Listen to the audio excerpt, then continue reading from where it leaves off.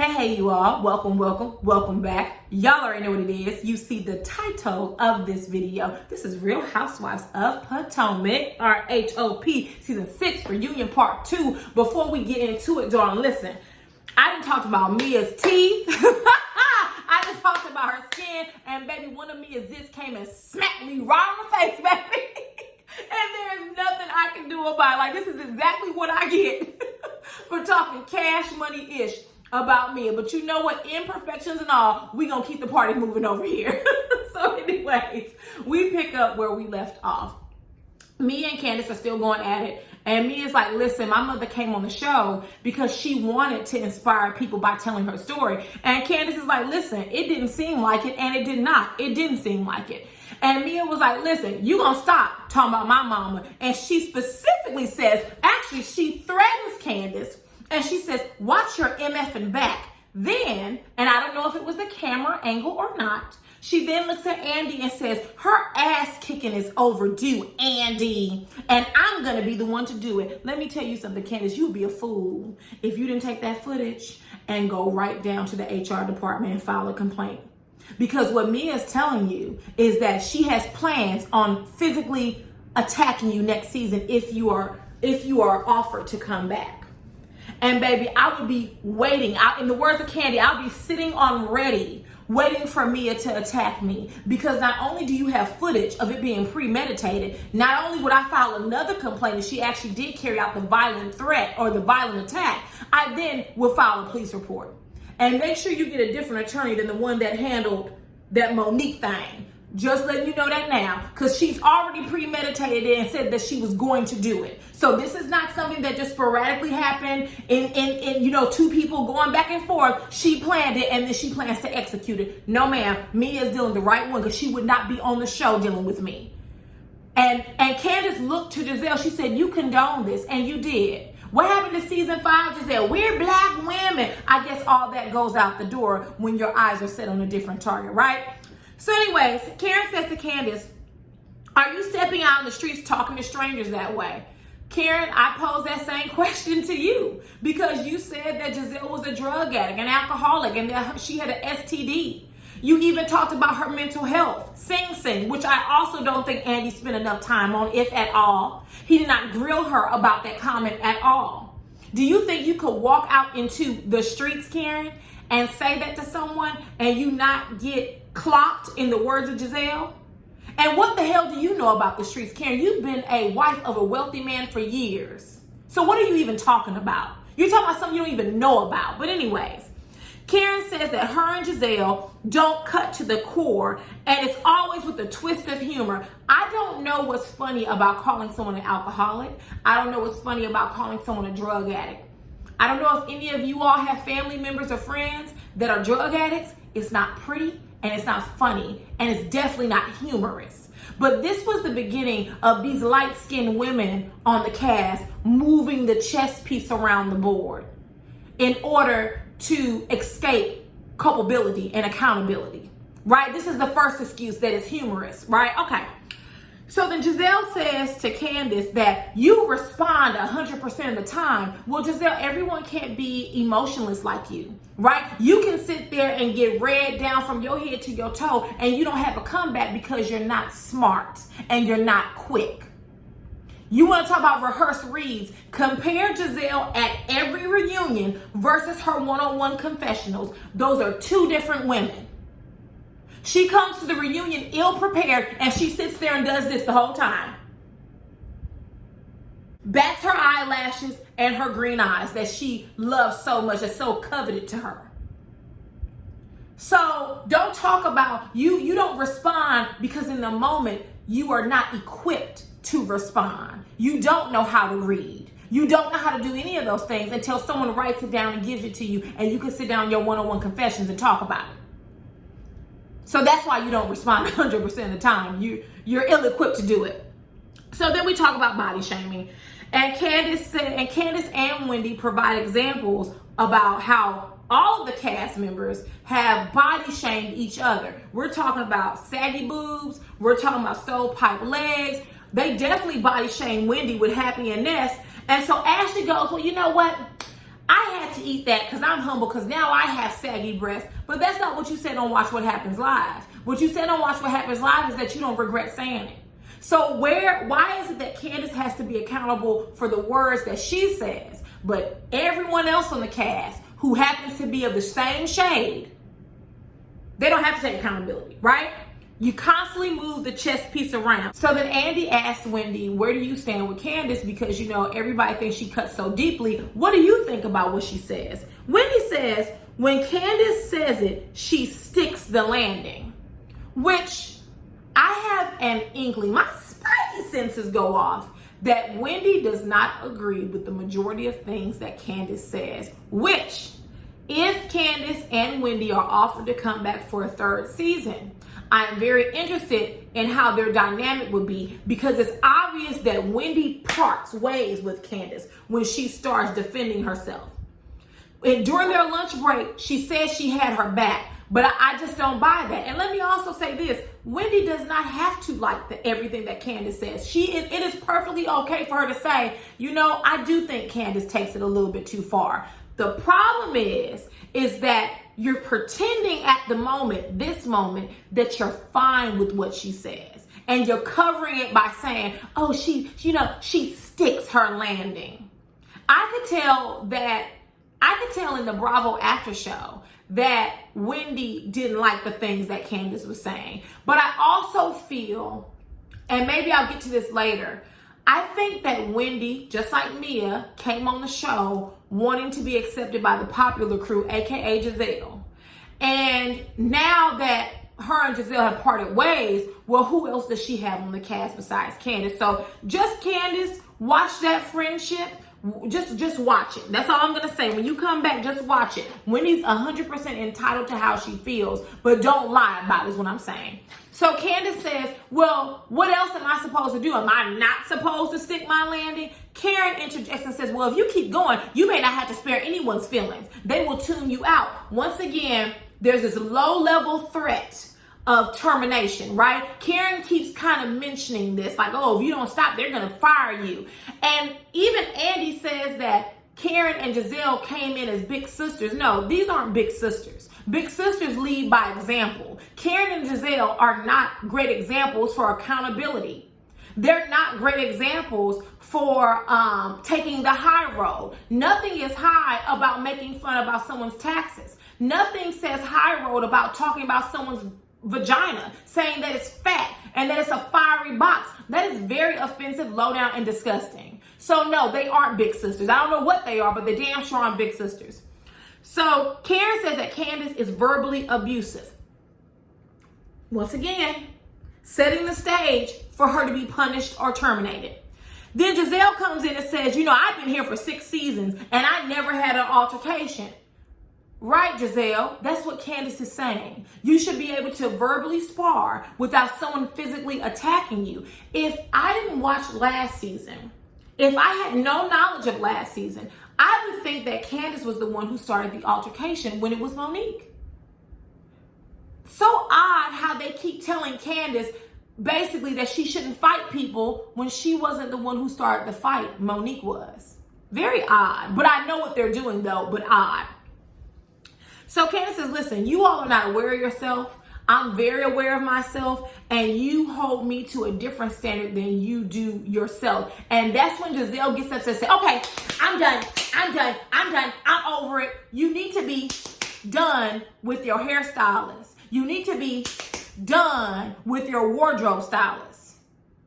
That's what you need to be done with while you brushing your hands off, Giselle.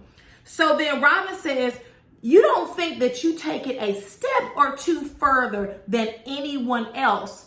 No further than when you went to Ashley and put your finger in her face. And honestly, Robin, you didn't put your finger in her face. You put it on her face. Like literally, Ashley had to stop you.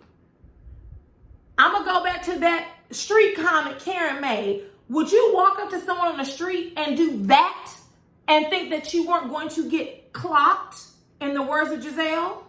Okay, once again, moving around the chess piece, not taking accountability. So then we move on to Mia being a disaster on Twitter. She also does not take accountability. She says that it was her social media manager.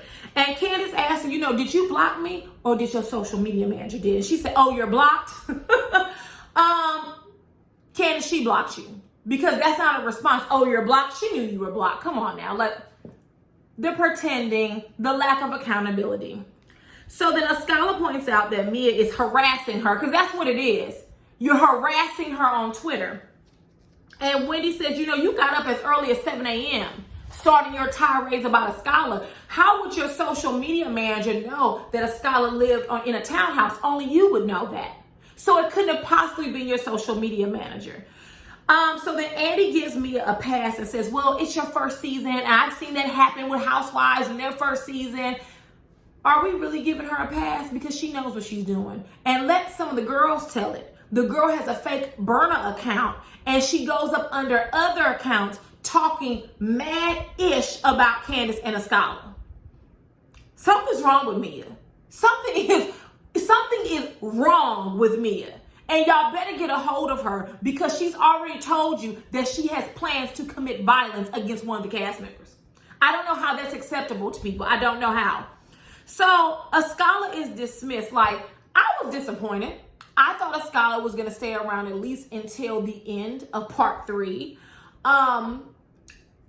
Andy, why did y'all bring her there if she was only going to sit on the couch 2 seconds? Literally, she was the best dressed and you had her there for a blink. It didn't make any sense to me. I personally would love to see more of Askala. Hopefully she is offered a full-time role or she's even brought back as a friend of the show again. Because, we see Marlo on Real Housewives of Atlanta prior to her being a full-time housewife. She would be there for damn near the entire reunion. So why wasn't Askala? She has commentary to add to all of this. But anyways, so then after Askala is dismissed, you hear her say under her breath, oh, y'all brought her all the way here for 2 sentences? I don't know if Askala heard her or not. And Askala could be one of those people where, listen, I'm going to let you talk your trash. I'm not even going to pay attention to you. But I want to point this out because you all keep saying that Candace digs and goes deep. That's offensive. Listen, Mia, say what you want to say, but when someone says something to you back, don't be down to the Chesapeake Bay in tears. Moving on. Next, we get to the segment about Karen and Giselle's friendship. I really don't want to discuss this BS, but there was a lot of things that occurred inside of this segment that I want to discuss. So we talk about the fiery box, hot box comment. Candace points out that it's implying that Giselle has an STD. They asked Karen where she got it from, and she's like, I got it from the blog. There's a lot of stuff on that blog. And Wendy says, oh, really? Let's just disregard them, though. Here comes Robin putting on her cape. Putting on her cape and her little suit for Giselle. And she says, well, the difference is Giselle ignores them. She brushes them off. And Wendy made a great point. Well, didn't you just say a few minutes ago that you can't police how people feel? See, this is what happens when you're not smart and you're not quick. You end up with egg on your face. You end up looking and sounding like Giselle, Karen, Mia, and Robin.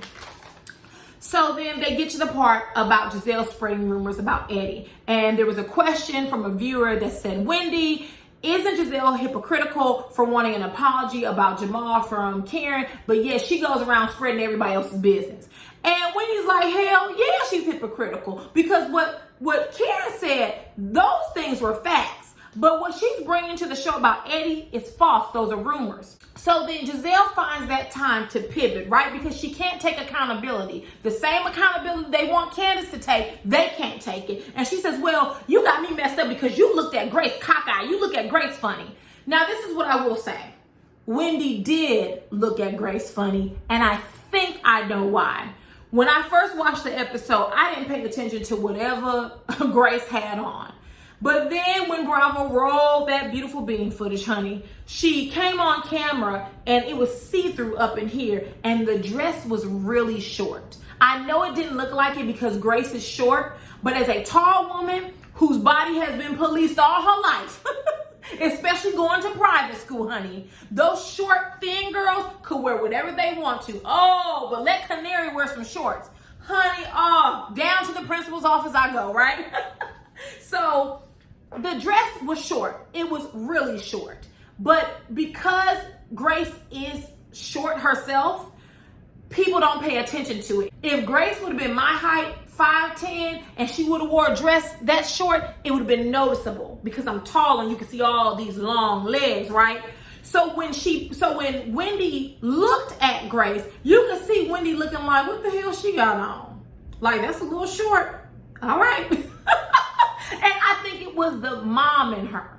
Because, I mean, speaking as someone who was raised by a more conservative mom when it came to clothing, my mom would have been like, that dress is a little too short for a girl her age, right? That's what I think Wendy was thinking. I'm actually glad that Wendy shut it down and said, listen, I apologize to Grace, but I hope when it's my children's turn that you turn around and apologize for the issue said about their father.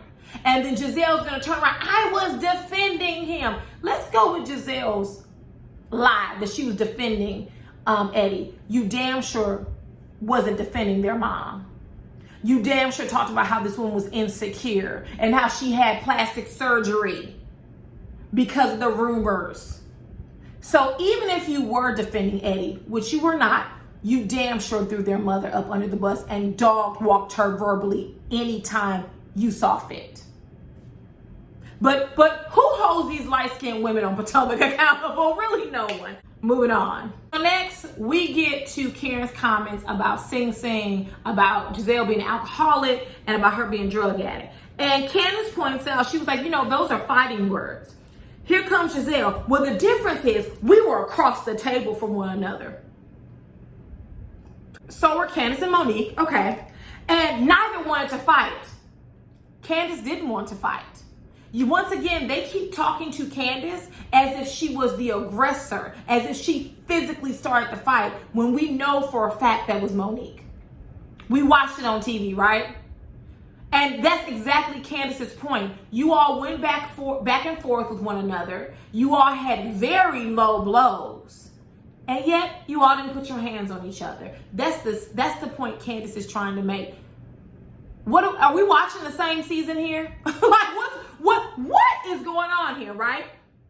So then Karen says, well, it wasn't aggressive. Calling someone a drug addict isn't aggressive. Calling them a whore isn't low down and aggressive.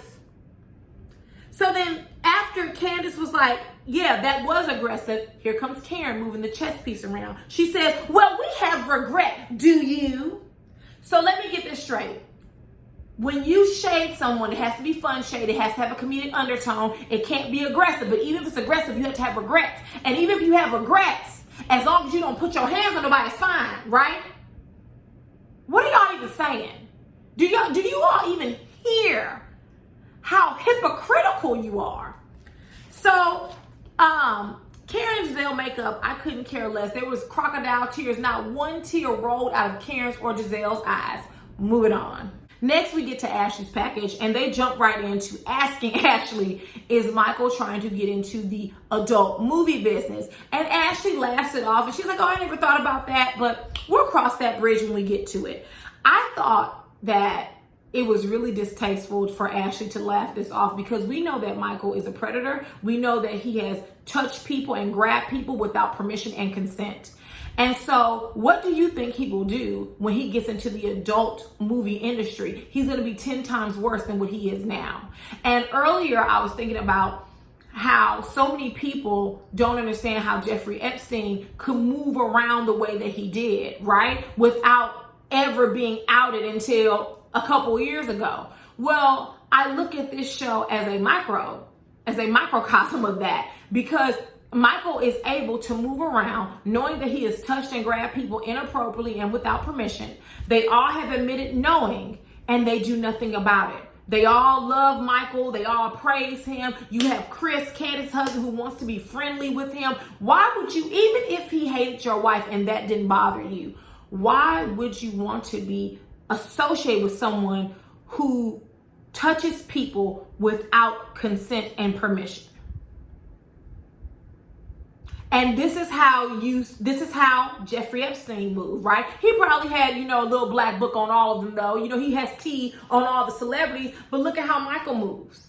How are you able to literally assault someone, get away with it, and people still want to be around you and drink with you and party with you? It's really sick when you think about it. But anyways, so a viewer asked the question, why does Candace relish in being rude and nasty to Ashley in her postpartum body? Listen, I am not a mother yet, so I do understand pregnancy, women literally are giving of their bodies. I understand that. However, weight is weight. Whether you gain it after you give birth or whether you gain it throughout years or from eating too much, wherever it may be, weight is weight. And Ashley cannot continue to weaponize her motherhood to escape culpability and responsibility for the things that she has done and said to Candace. We have to stop that because Ashley too has taken low blows. So Giselle says that she was offended by Candace's comment. Were you also offended by Karen saying you had a fat vagina and that you wiggle it at everyone? Were you also offended by the stovepipe legs comment? Questions that need answers. Robin said, well, listen, this is the way Candace is. She knew that was going to get Ashley riled up, so she said it. So then the next question was directed at Candace. It says, what's your obsession with Ashley's milk? You all, I wrote down titty juice. So I'm thinking they asked Candace what was her obsession with Ashley nursing or whatever it may be. And it said, are you jealous about her being a mom? And honey, Candace even had me fooled when she said, yes, I'm so jealous of Ashley being a mom. I was like, oh, she about to cry. And then when she did this, baby, she had Karen and Mia and them shook. And don't think I didn't catch that comment that Karen made. I am scared. Microaggressive language. I see you, Karen, and I hear you. You might can fool some of these people, but you can't fool me. So then we get into the colorism discussion. Now, the segue to this was odd, but I think I understood where Candace was going with this. I could be wrong. You tell me how you felt. So Ashley says, you know what? Candace can talk about my weight. She can talk about my milk jug. She can say whatever she wants to. But when she becomes a mother, she'll get humbled and she will be apologizing to me. And Candace said, no, I won't. That was very presumptuous of you to think I would ever apologize to you. So then Candace says, listen, I'm a black woman. And Ashley has made comments about my natural hair being dry. Should I be offended? I understood what she was saying. In other words, maybe I'm not offended by it, right? Because we were sparring back and forth. So I said she had a wide body. She said I had dry hair. But should I be offended that she said that? Because every little thing I say, they're offended by, right? I think that's what Candace meant. I could have misinterpreted that. You all tell me. And so she goes on to say, Ashley, you have a privilege being light-skinned with looser curls. And honey, all of those light-skinned women in the room, baby, if they could have passed out and rolled off the platform, they would have. Baby, you said colorism, and it was like a vampire walking out into the daylight. Baby, you saw weaves start sizzling. You saw skin and mold start melting and moving around. Baby, them light-skinned women did not want to hear anything about colorism. Robin started shaking her leg, honey. She got nervous. I said, oh, look at these women. So Ashley was like, we're going to address this colorism right now. She says, I have never denied that light-skin privilege and white privilege exists. I can't help that I'm biracial, yada, yada, yada. And Wendy says, well, hold up. Do you think there is colorism that exists within this group? And Ashley says, no, because I've never seen any demonstrations of this. Now, I'm assuming Bravo cut out a lot because I was waiting for Wendy to say, you've never seen any demonstrations of colorism. Have you been present for this reunion? Have you been present for how you hold myself and Candace accountable for everything, but yet you all easily worm your way and wiggle your way out of accountability for everything you say and do? What about last season when you said I was ferocious, like I was some wild jungle animal, Ashley? I was waiting for that, and Wendy and Candace didn't give me what I needed. And like I said, it could have been edited out. And Ashley then said that she blamed the audience, the viewers of Potomac, for projecting. No, ma'am, we're not projecting. We see exactly what's occurring on our screens. You all gaslight Wendy and Candace. There also was, what was there? There is a Bravo Instagram. I think it's called like Bravo Alcoholics or some crap. They posted, I don't know if it was a poll or what it was, but it said, Housewives we want to keep. It was all the light-skinned housewives on Potomac. And then it says Housewives we would get rid of. It was Escala, Wendy, and Candace. That is no mistake. That is by design. And you all perpetuate that within this group. And Wendy even called her on it. Well, how can you say that it happens in society, but it doesn't happen here? How are we void of colorism in this group? You're not. That's the answer. So then Ashley, once again, instead of taking accountability, she decides to pivot.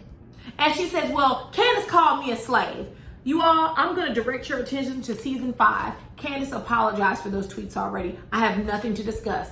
She apologized multiple times for those tweets. And Ashley pretended as if she accepted her apologies. So I'm not discussing that. She used overseer. She didn't say slave driver. Let me say this. I'm not calling another black person or a biracial person a overseer or a slave. I'm not calling them a slave. I'm not doing any of that. That's me personally. I would not call another black person or someone who is biracial a slave. That to me isn't cool. But Candace did apologize for it in season 5. What we saw happen this season is Ashley bring it back up when they were in Chesapeake and say, you called me a slave driver. Your husband called my husband white trash. Well, why'd you call him a slave driver? Because he drives his slaves. I don't know. I mean, like, if she already apologized for it, then why are we keeping the words of Phaedra Parks re-bringing it up? Why do we keep bringing it up if she's already apologized? And in the words of Robin, that's old. Candace tells Ashley, listen, earn your check a different way. You know, Candace, if I was you, I wouldn't even talk to Ashley. Every time she said something, you know how Nene Leakes used to do, where she used to sit there and smile? That's what you would do. Because you're right, she would not earn her check through me. Moving on. Next, they discuss why Candace cannot move forward with Ashley. And Candace tells them, Ashley has said and done some very vindictive things. And they were like, well, what is she talking about? Of course, she's talking about the statement that she gave for Monique. And Ashley lies and says, well, it wasn't to hurt you. And you all, I really thought, you know, Erica De Niro has been saying that we were in the twilight zone. And honey, we have arrived. Because I sat there and said, it wasn't to hurt her. And then when Giselle chimed in and said, well, Candace, can you receive that she didn't want to hurt you? I said, wait a minute. I remember Ashley telling them last season that she did it for revenge, because I specifically remembered Robin bringing it up at the dominatrix party and saying Ashley gave her statement for revenge. And Ashley said, well, I didn't say revenge, because what she said was consider it even, consider it a wash. I also remember how pissed off Giselle and Robin pretended to be. I also remember when Ashley said, well, she tried to violently attack me. And Giselle said, with a butter knife? In other words, it wasn't that big a deal. But we get to season 6 reunion and we make it seem like the woman took out a machete on Ashley. And so I said, you know what? Let me go back and jog my memory. So I went back to season 5 and I watched a little bit of episodes 16 and 17. And sure enough, Ashley said 2 things.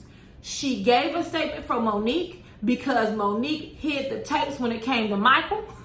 She didn't say that, but y'all know what I mean, allegedly. And then 2, she did it for revenge.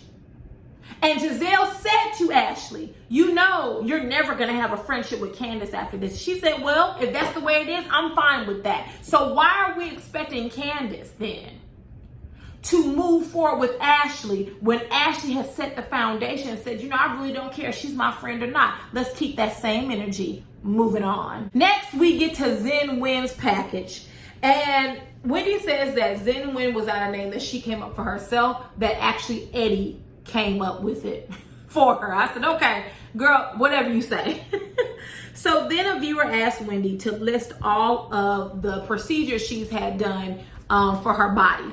She basically had a BBL. She did the mommy makeover. She has, boob implants. She had liposuction. They then took that fat and put it in her behind. A mommy makeover. And I did like that Wendy went out of her way to say, listen, yes, I've had all these procedures done, but I went to a board certified doctor and I did my research. I cannot stress that enough. I don't care if a doctor has all the pictures of everything they've ever done on Instagram.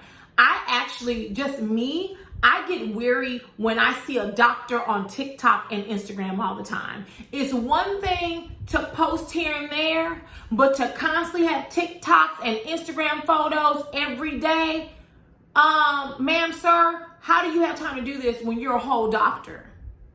I'm not saying they can't post pictures, but y'all know what I mean. You have these doctors on TikTok that literally, and I get it, they probably have social media managers and not the kind that Mia had.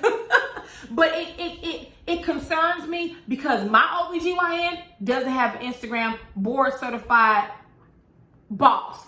My cardiologist doesn't have an Instagram board certified boss. My dermatologist has an Instagram, but I think she also has a marketing team and she only posts things like, hey, I'm making an appearance here, I'm doing this and that. Baby, if my dermatologist is on Instagram and TikTok all the time, she's gonna be my dermatologist.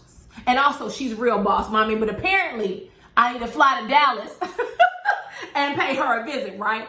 But anyways, I do like that Wendy did make that statement because so many women are falling victim to going and getting these surgeries, whether they're domestic or if they fly internationally, and they're coming home and they're having all types of issues with it. So good for Wendy for making that point. So we get another question from a viewer, and they were basically saying to Giselle and Robin, comments about Wendy's body and how she dresses. It's anti-women. Giselle and Robin, why are you shutting down her agency while policing her body? And Robin says, well, I thought she looked beautiful. I just noticed a change and I just wanted to know what was going on. So then Wendy responds. She says, it's not what was asked.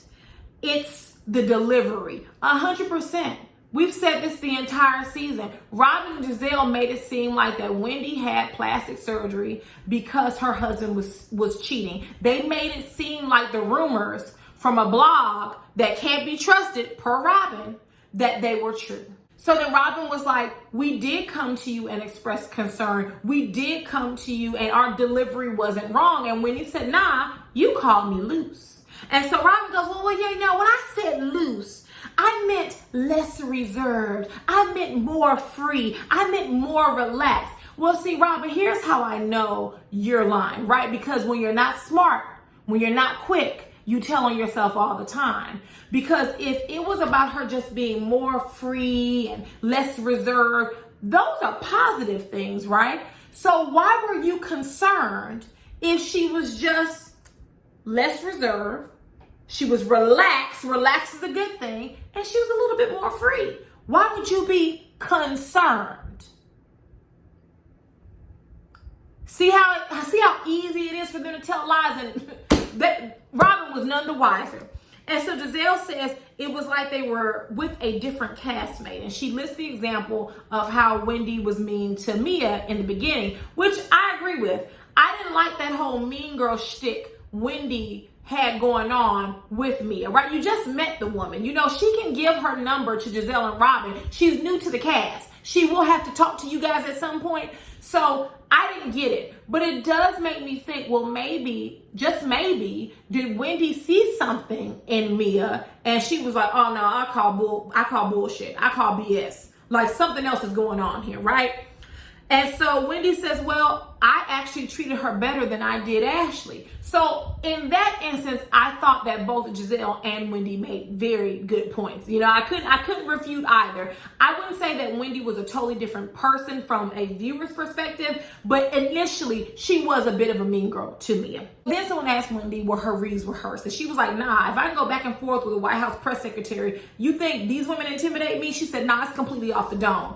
Well, Wendy, I will say TikTok, and Zen Win did seem a bit rehearsed. I'm just saying. Moving on. Next, we get to Karen and Wendy's candles. Not much to discuss here. Wendy said that Onyé Essentials, that they are going to release a 5 and 7 wick candle. Honey, I don't want it. 3-wick is my max, period. Moving on. Last but certainly not least, we finally get to fully discussing the body shaming that Giselle and Robin did with Wendy this season.